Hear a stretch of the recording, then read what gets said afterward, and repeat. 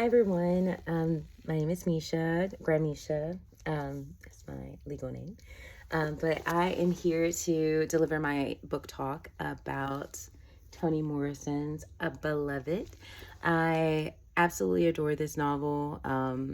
It is hands down like one of my favorite works of literature to teach. I teach it every maybe 2 to 3 years because I have to heal after teaching it. But this year it's made its way back around. So I am going to talk to you about it because it's fresh on my mind, and I'm really excited to teach it to my students. I did recently give them a speech and said, excuse me, if you do not read this book, please do not come to class because this is my favorite book. I will call you out on anything that you misspoke about because I know it forwards and backwards. So a little bit about Toni Morrison, who has passed away, but I'm probably going to talk to her about her like she is still alive because for me, her literature is. I love her speeches, her meditations, her commentary about education, about the world. So I read her frequently.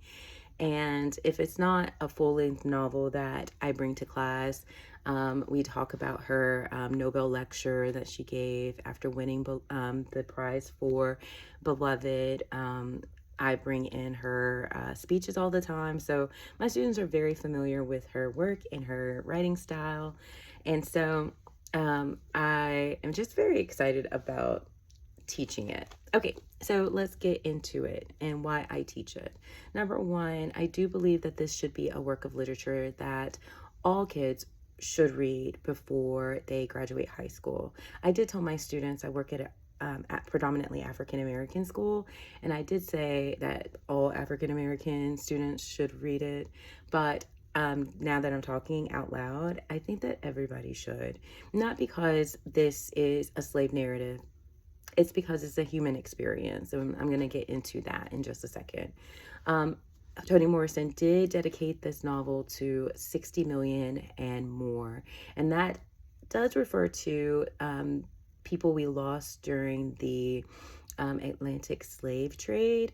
And so that in itself talks about loss, and that's what this book is about, loss. But the hope in it, and that's what I'm hoping that my students understands from reading this, is that we all can come through trauma better for it.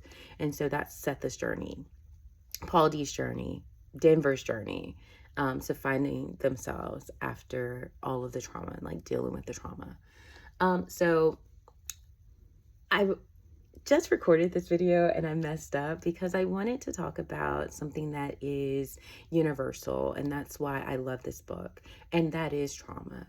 I recall watching Encanto for the first time ever, and it broke my heart. Like that last scene where Abuelita and Maribel are confronting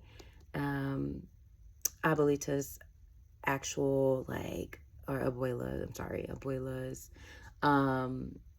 past and what happened to Abuelo, it broke my heart. And I actually thought, oh my gosh, that is a visual representation of Beloved.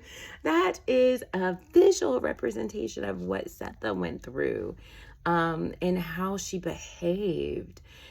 She had so much trauma from being a slave, her experience after the gardeners passed away and the plantation moved on to the nephew, and how they ruined her life. They ruined her marriage and forced her to run away from a place that was actually not that bad. And that's horrible to say during slavery, but she had a different experience. She didn't know trauma until she fell into the hands of someone who was absolutely deplorable to that point of breaking, right? Where she thought the only way that she could escape and her children could escape is through death. And so in her fear of having to go back into slavery, she chose to kill her children.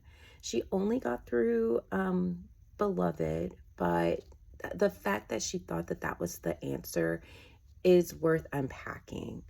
And so Setha is haunted by the choice to kill Beloved, to the point of Beloved being manifested into a human, for us to see Setha having to battle this past, this ghost, this thing that's so big that she really honestly cannot forgive herself.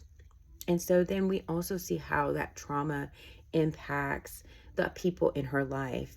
Baby Suggs, her mother-in-law, Denver, and even though Paul D comes in later, he's still impacted by what happened to Setha in this home.